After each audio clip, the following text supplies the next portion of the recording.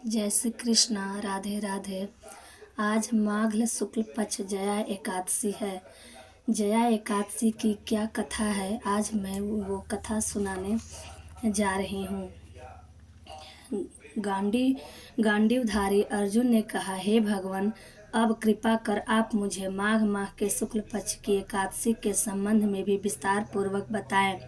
शुक्ल पक्ष की एकादशी में किस देवता का पूजन करना चाहिए तथा इस एकादशी के व्रत की क्या कथा है, उसके करने से किस फल की प्राप्ति होती है। भगवान श्री कृष्ण ने कहा, हे अर्जुन, माघ माह के शुक्ल पक्ष की एकादशी को जया एकादशी कहते हैं। इस एकादशी के उपवास से मनुष्य भूत प्रेत पिशाच आदि की योनि से छूट जाता है। अतः इस एकादशी के उपवास को विधि अनुसार करना चाहिए। अब मैं तुमसे जया एकादशी के व्रत की कथा कहता हूँ, ध्यान पूर्वक श्रवण करो। एक बार देवताओं के राजा इंद्र नंदन वन में भ्रमण कर रहे थे। चारों तरफ किसी उत्सव का सा माहौल था। गंधर्व गा रहे थे और गंधर्व कन्याएं नृत्य कर रही थी। वही पुष्पवती नामक गंधर्व कन्या ने माल्यवान नामक गंधर्व को देखा और उस पर आसक्त होकर अपने हाव भाव से उसे रिझाने का प्रयास करने लगी। माल्यवान भी उस गंधर्व कन्या पर आसक्त होकर अपने गायन का सुर ताल भूल गया। इससे संगीत की लय टूट गई और संगीत का सारा आनंद बिगड़ गया। सभा में उपस्थित देवगणों को यह बहुत बुरा लगा। यह देखकर देवेंद्र भी रुष्ट हो गए। संगीत एक पवित्र साधना है।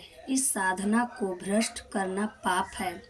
अतः क्रोधवश इंद्र ने पुष्पवती तथा माल्यवान को श्राप दे दिया। संगीत की साधना को अपवित्र करने वाले माल्यवान और पुष्पवती, तुमने देवी सरस्वती का घोर अपमान किया है। अतः तुम्हें मृत्युलोक में जाना होगा। गुरुजनों की सभा में असंयम और लज्जाजनक प्रदर्शन करके तुमने गुरुजनों का भी अपमान किया है। इसलिए इंद्रलोक में तुम्हारा रहना अब वर्जित है। अब तुम अधम पिशाच असंयमी का सा जीवन बिताओगे। देवेंद्र का श्राप सुनकर वे अत्यंत दुखी हुए और हिमालय पर्वत पर पिशाच योनि में दुखपूर्वक जीवन यापन करने लगे। उन्हें गंध, रस, स्पर्श आदि का तनिक भी बोध नहीं था। वही उन्हें असहनीय दुख सहने पड़ रहे थे। रात दिन में उन्हें एक क्षण के लिए भी नींद नहीं आती थी। उस स्थान का वातावरण अत्यंत शीतल था, जिसके कारण उनके रोए खड़े हो जाते थे, हाथ पैर शून्य पड़ जाते थे, दांत बजने लगते थे। एक दिन उस पिशाच ने अपनी स्त्री से कहा, न मालूम हमने पिछले जन्म में कौन से पाप किए हैं, जिसके कारण हमने इतनी दुखदायी यह पिशाच योनि प्राप्त हुई है। पिशाच योनि से नरक के दुख सहना कहीं ज़्यादा उत्तम है। इसी प्रकार के अनेक विचारों को कहते हुए अपने दिन व्यतीत करने लगे। भगवान की कृपा से एक बार माघ के शुक्ल पक्ष की जया एकादशी के दिन इन दोनों ने कुछ भी भोजन नहीं किया और न ही कोई पाप कर्म ही किया। उस दिन मात्र फल फूल खाकर ही दिन व्यतीत किया और महान दुख के साथ पीपल के वृक्ष के नीचे विश्राम करने लगे। उस दिन सूर्य भगवान अस्तांचल को जा रहे थे। वह रात इन दोनों ने एक दूसरे से सटकर बड़ी कठिनता से काटी।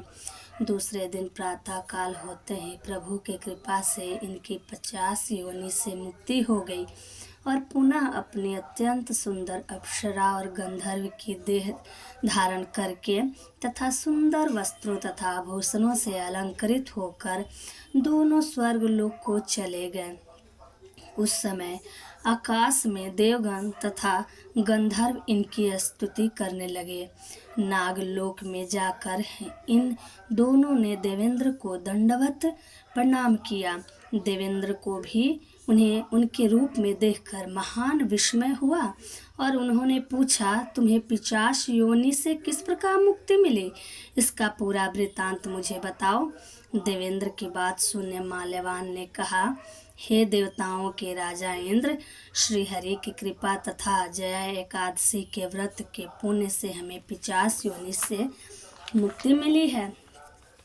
इंद्र ने कहा, हे माल्यवान, एकादशी व्रत करने से तथा भगवान श्री हरि की कृपा से तुम लोग 50 योनि को छोड़कर पवित्र हो गए हो, इसलिए हम लोगों के लिए भी वंदनीय हो गए हो, क्योंकि शिव तथा विष्णु भक्त हम देवताओं की वंदना करने योग्य है। अतः आप दोनों धन्य हैं। अब आप प्रसन्नता पूर्वक देवलोक में निवास कर सकते हैं। हे अर्जुन, इस जया एकादशी के उपवास से कुयोनि से सहज ही मुक्ति मिल जाती है। जो मनुष्य इस एकादशी का व्रत कर लेता है, उसने मानो सभी तप यज्ञ दान कर लिए हैं। जो मनुष्य श्रद्धा पूर्वक जया एकादशी का व्रत करते हैं, वे अवश्य ही सहस्त्र वर्ष तक स्वर्ग में वास करते हैं। कथा सार: संगीत देवी सरस्वती का एक अलौकिक वरदान है। यह एक साधना है, एक विद्या है। इसमें पवित्रता आवश्यक है।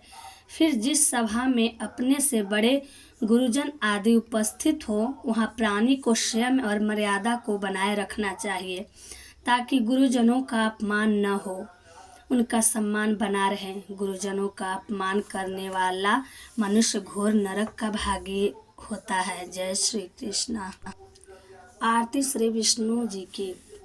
ओम जय जगदीश हरे, स्वामी जय जगदीश हरे।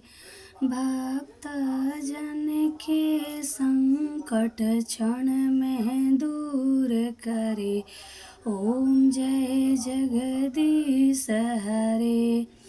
जो ध्यावे फल पावे, दुख बिन से मन का। स्वामी दुख बिन से मन का, सुख संपत्ति घर आवे, कष्ट मिटे तन का। ओम जय जगदीश हरे।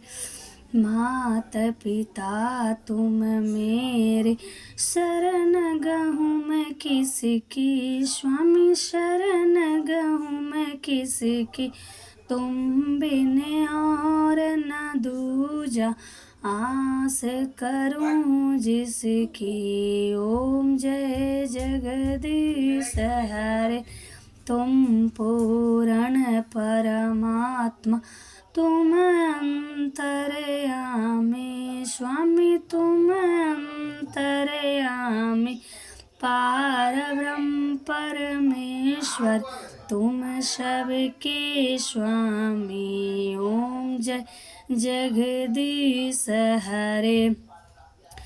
तुम करुणा के सागर, तुम पालन करता। स्वामी तुम पालन